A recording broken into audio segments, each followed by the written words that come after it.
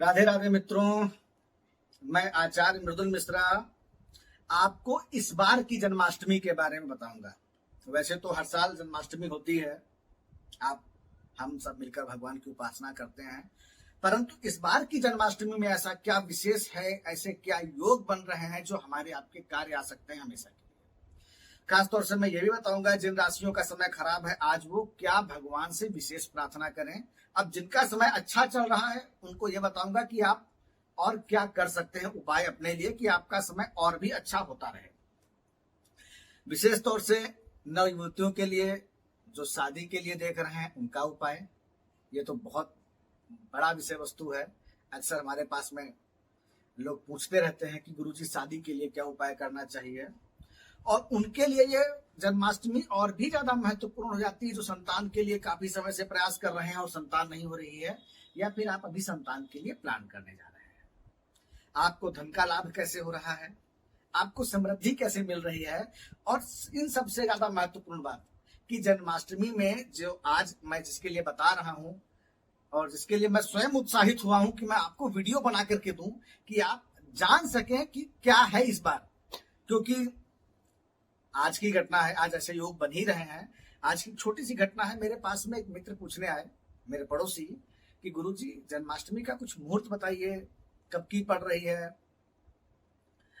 तो मैंने पंचांग देखा, उनको मुहूर्त बताने के लिए बहुत अच्छा लगा और सारा कुछ बताने का उत्साह भी वहीं से आ रहा है, क्योंकि जन्माष्टमी आज एक ही है।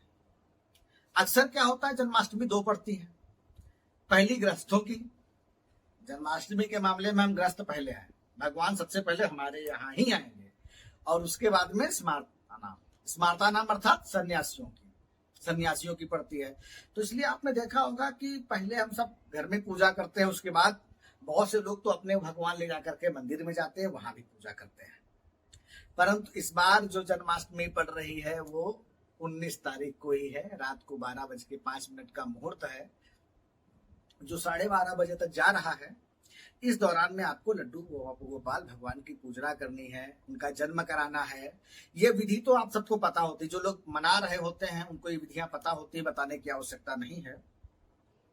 परंतु सबसे पहले जिन राशियों का समय खराब है उनमें प्रमुख राशि आती है धनु, क्योंकि भाई आपकी 7.5 अब उतर चुकी है। 18 जनवरी 2023 को पूरी तरह से उतर जाएगी, परंतु फिर भी उतरती हुई 7.5 बहुत से विद्वान मानते हैं कष्ट देती है, बहुत से विद्वान मानते हैं बहुत अच्छा करती है। यहाँ पर मतांतर है, तो फिर भी मैं धनु राशि वालों के लिए बता रहा हूं कि आपको क्या उपाय करना है। मकर राशि वालों के लिए 7.5 का मध्य चरण जो कि 18 जनवरी से हो जाएगा अंतिम चरण, और कुंभ राशि वालों के लिए 7.5 का जो अभी मध्य चरण है वो अंतिम चरण हो जाएगा। और कन्या राशि वालों के लिए ये समय शनि परिवर्तन आपके लिए उतना अच्छा नहीं जा रहा है, तो विशेष तौर से आपको उपासना करनी रहेगी। अच्छा, आप तो पूजा करेंगे, अर्चना करेंगे, उसके बाद में करना क्या है, परंतु उसके पहले जिनकी राशियां अच्छी हैं, जो मतलब जो अच्छी राशि वाले हैं, उनको क्या करना है। तो सबसे पहले जिन राशि वालों का समय खराब है, मकर राशि वाले, धनु राशि वाले, कुंभ राशि वाले, कन्या राशि वाले, आप सभी लोग भगवान का मुहूर्त में पूजन करेंगे। उनको स्नान ध्यान इत्यादि करने के बाद में बहुत महत्वपूर्ण बात है कि भोजपत्र आप जरूर रखेंगे। भोजपत्र पर श्री भगवान जी का नाम लिख करके, कान्हा जी का नाम आप कृष्णाय नमः लिख सकते हैं, आप द्वारिकाधीश भगवान का नाम लिख सकते हैं।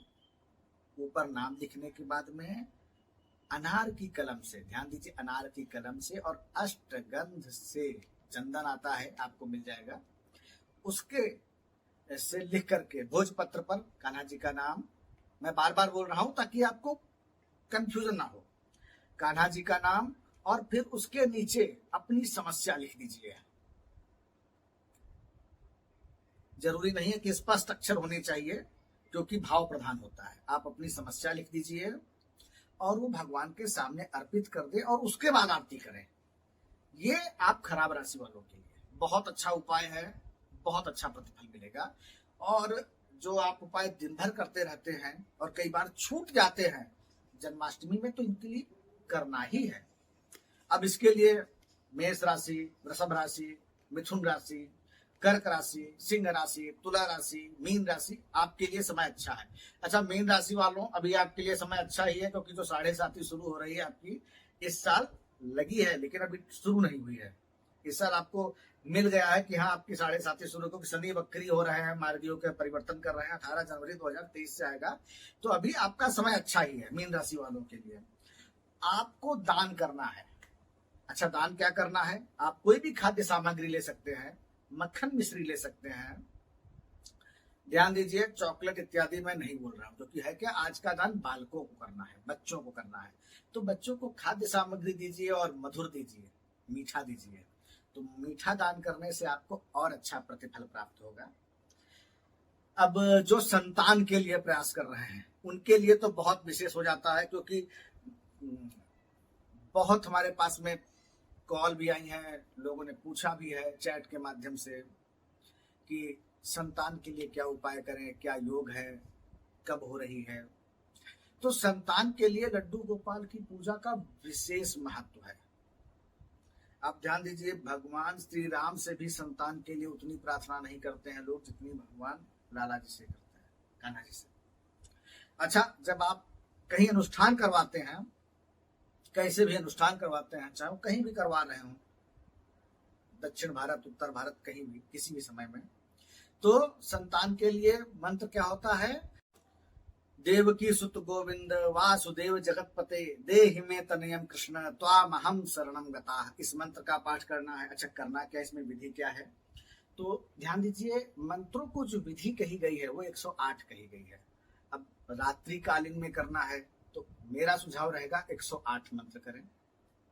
अच्छा, आप मंत्र का पाठ करें, देवकी सुत गोविंद वासुदेव जगतपते देहि मे तनयम कृष्ण त्वामहं शरणं गताः। कमल का फूल भगवान को अर्पित करें। अगर आप ऐसा 108 बार कर सकते हैं तो बहुत अच्छी बात है। किसी कारण से 108 बार नहीं कर सकते हैं तो आप 21 या 51 बार भी कर सकते हैं, ये जरूर करें। अच्छा, जिनको पति चाहिए, पति की कामना से, तो पहला तो अच्छा रहेगा कि आप चंदन की माला से करें। कात्यायनी महादेवी महायोगी निधीश्वरी नंद गोप सुतम देवम पति में कुरुते नमः। ये लड़कियों के लिए मंत्र है, बहुत अच्छा मंत्र है। और अभी तक का, जब से मैं ज्योतिष कर रहा हूँ, बहुत ही कम मुझे 1% नकारात्मक का मिला होगा कि इस मंत्र का मुझे प्रतिफल विलंब से मिला। जैसे कि मैंने किसी को कहा कि आपकी शादी 2019 में हो रही है, तो उन्होंने कहा 2020 में हुई शादी।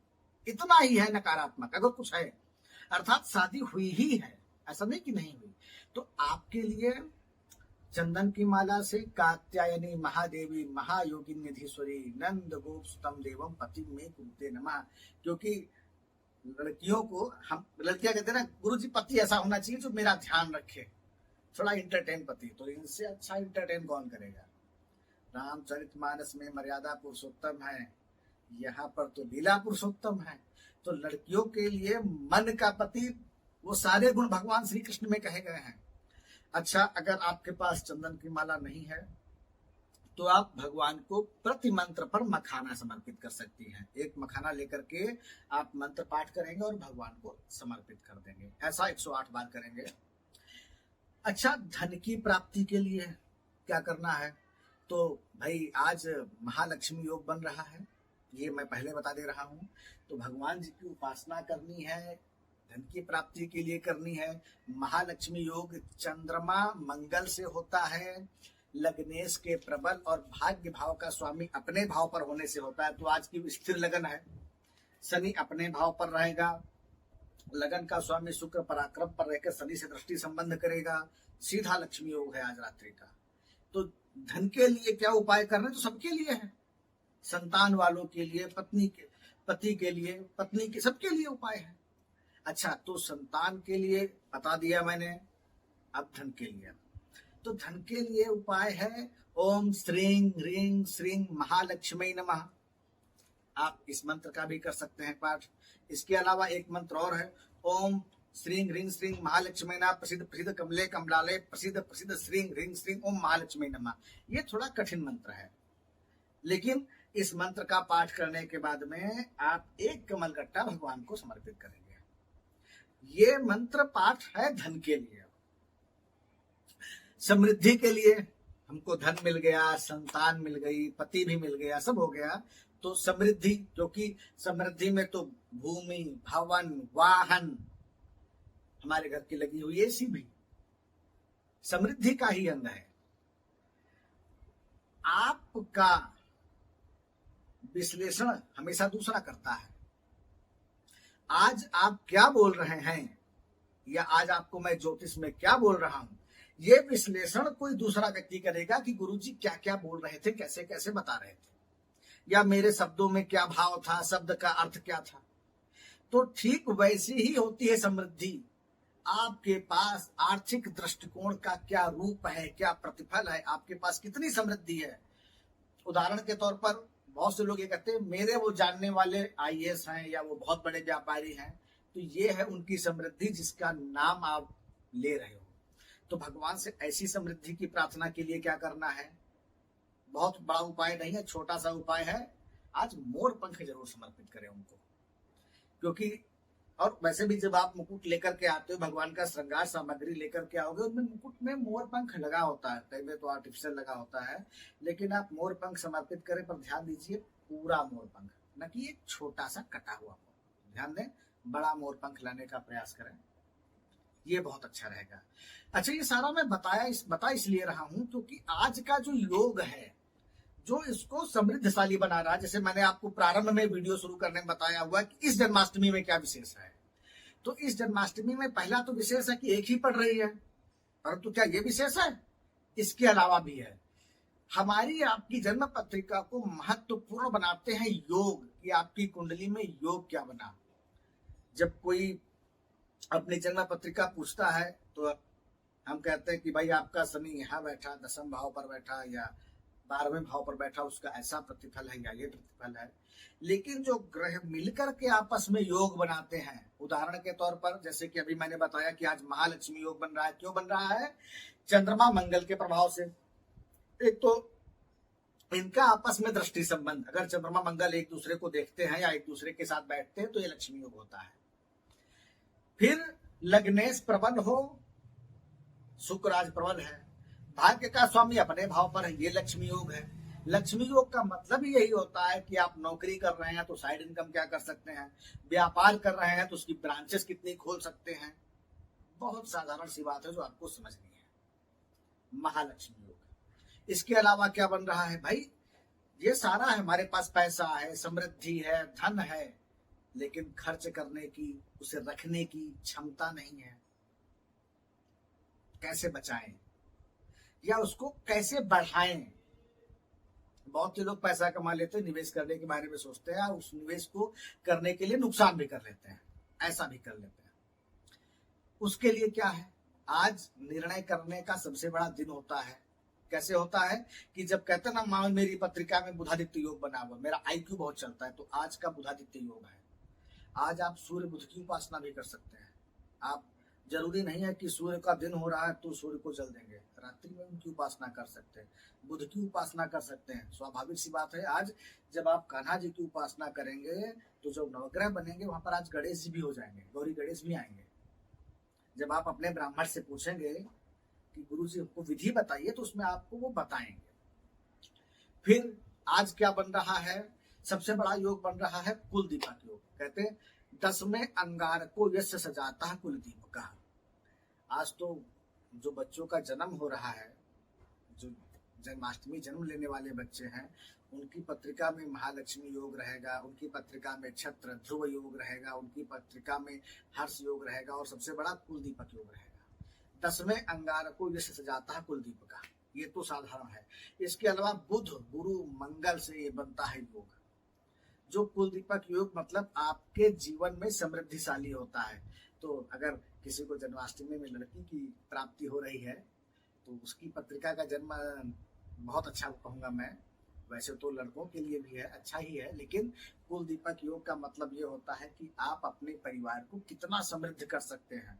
जिसकी पत्रिका में कुल दीपक योग बनता है वो अकेला संयुक्त परिवार को अच्छी लाइफ स्टाइल दे सकता है, उसका ऐसा व्यक्तित्व बनता है केवल यह योग। तो आप समझिए कि अगर किसी लड़की की कुंडली में बना तो ससुराल भी और मायका भी, दो परिवार। इसलिए तो कुल दीपक योग का प्रतिफल है। अच्छा, आज के योग हमारे जीवन में कैसे काम करेंगे? तो आज का योग जो आज छत्र योग बन रहा है, इसमें हम भगवान की पूजा कर रहे हैं। हर्ष योग बन रहा है, भगवान की पूजा कर रहे हैं। कुल दीपक योग है, भगवान की पूजा कर रहे हैं। महालक्ष्मी योग है, भगवान की पूजा कर रहे हैं। इससे क्या होता है, आपको सबसे ज्यादा भगवान की कृपा प्राप्त होती है, क्योंकि शुभ योग में ही तो सारे मुहूर्त होते हैं। जब आप किसी ब्राह्मण से मुहूर्त पूछते हैं तो वो शुभ योग ही बताता है, और उस योग में की हुई पूजा हमको फलित होती है। अब हमारी पत्रिका में वो योग हो तो बहुत अच्छी बात है, और नहीं है तो कोई बात नहीं, क्योंकि हमको उसका प्रतिफल मिल रहा है। अच्छा, ये भी ध्यान दें कि आज जन्माष्टमी के दिन खरीदारी का भी मुहूर्त रहेगा। तो जिनको सुबह समय है वो 9:10 से लेकर के सुबह 10:30 बजे तक भगवान के लिए खरीदारी कर ले, अच्छा मुहूर्त है। और वैसे भी प्रातः का मुहूर्त अच्छा माना जाता है, लेकिन बाजार नहीं खुला। वैसे तो जन्माष्टमी में सारा बाजार खुल ही जाता है, रात से खुलता है। फिर भी जिनको समय सुबह नहीं मिल पा रहा है वो 12 बजे से लेकर के 2:30 बजे के बीच में कर सकते हैं खरीदारी, अच्छा मुहूर्त है। दोपहर में भी समय नहीं मिल पा रहा है तो शाम को 5 बजे से लेकर के 7:30 बजे तक खरीद सकते हैं, इस मुहूर्त में खरीद सकते हैं। अब अगर कहें गुरुजी अभी भी मुहूर्त नहीं जा पा रहे बाजार, तो आप खरीद लीजिए, कम से कम भगवान के लिए ही लेंगे, अपने लिए नहीं लेंगे, ठीक है। और ये प्रतिफल आपके आर्थिक मामलों को बहुत अच्छा सपोर्ट करेगा, धन के संबंध में, समृद्धि के संबंध में बहुत अच्छा प्रतिफल देने वाला रहेगा। तो भविष्य को समृद्ध बनाने के लिए आज आपको मंदिर जाने की आवश्यकता नहीं है, क्योंकि हम सभी कई बार घर में पूजा नहीं कर पाते, मंदिर में चले जाते हैं कि चलो मंदिर में अच्छे से कर लेंगे। परंतु ये ऐसा मुहूर्त है कि घर में करने का सबसे अच्छा मुहूर्त है। आप घर में करें, नहीं कर सकते हैं तो मंदिर जाएं, लेकिन घर को वरीयता दीजिए और कान्हा जी की उपासना करिए। इसका प्रतिफल आपके ग्रहों को बल प्रदान करेगा। आज के मुहूर्त ये बार बार नहीं पड़ेंगे। और वैसे भी ज्योतिष में जो ग्रह परिवर्तन होता है, चलो उदाहरण देता हूं, चंद्रमा मेष राशि पर जाएगा ही जाएगा और दोबारा से चक्कर काट के फिर जाएगा। गुरु भी दोबारा से, अगर गुरु मीन राशि पर है तो 12 साल के बाद ही सही वापस वो फिर से आएगा, मीन राशि पर आएगा। लेकिन बनाएगा क्या? तो जो गुरु चंद्रमा का योग बन रहा है या बुध का योग बन रहा है, क्योंकि ग्रह एक दूसरे से दूर है, तो वो जब दूरी दोबारा से बनेगी, जैसे गुरु 12 साल में उसी राशि पर आएगा तो शनि तो 2.5 साल में एक राशि पर रहता है, वो कितने समय के बाद में आएगा। तो कई बार ऐसा हो जाता है कि हम युवा से बूढ़े हो जाते हैं और जो बच्चे होते हैं वो युवा हो जाते हैं, तब जाकर के योग मिलता है। तो ऐसे योग में भगवान की उपासना करना श्रेष्ठ और श्रेयस्कर रहता है, आपको अच्छी उपलब्धि मिलेगी। खासतौर से मैं संतान के लिए, जिनको संतान नहीं हो रही है, भगवान की ऐसी कृपा भी आपको हो सकती है कि आपको संतान होगी, आप उपाय जरूर करें, क्योंकि संतान वालों के लिए बहुत समय आता है। आप सभी को जन्माष्टमी की बहुत बहुत शुभकामनाएं। अगर किसी के मन में कोई सवाल आता है तो आप पीछे पूछ सकते हैं मुझसे, मैं प्रयास करके आपको उत्तर करने का जरूर कोशिश करूंगा। आपको जन्माष्टमी की बहुत बहुत शुभकामनाएं। धन्यवाद।